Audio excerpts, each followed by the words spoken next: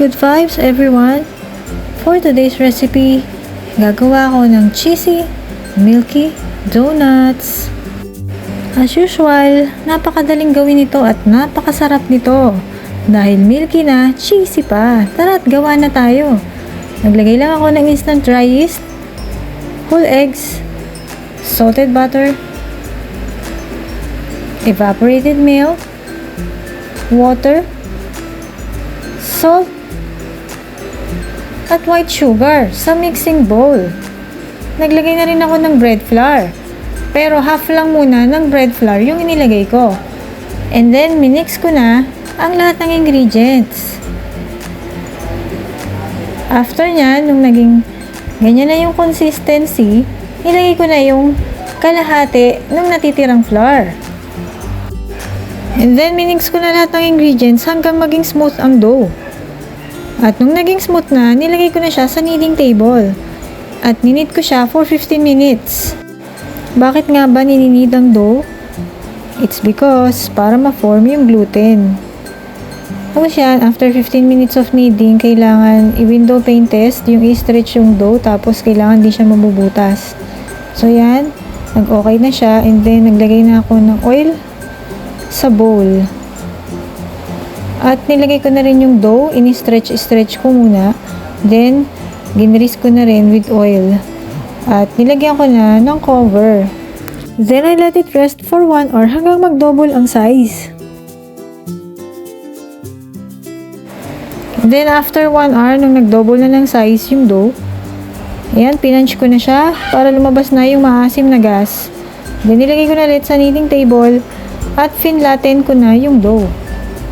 After flattening, finorm ko na yung dough into a log.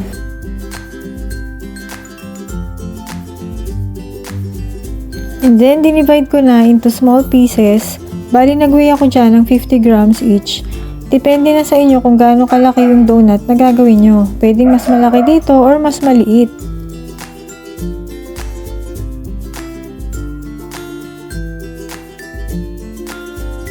After weighing, kailangan namang i-form into circular shape ang mga dough. So, yan. Ganyan yung pag-shape or pag-form ng dough into circular shape. Nga pala, kailangan laging naka-cover ng plastic ang mga dough para hindi sila ma-dry. So, ayan na. After forming into circular shape, ngayon naman, kailangan i-flatten yung dough using a rolling pin. At nilagyan ko na ng filling na cheese. And then, finold ko twice, and then, sinil ko completely. So, kailangan hindi siya mabubutas. Then, kinover ko ulit with plastic, and I let it rest for 1 hour hanggang mag-double ang size. And then, pinrito ko na ang mga donuts. Yan, binabalik-baliktad ko. So, kailangan hanggang maging light brown siya. Doon nyo lang siya hahanguin.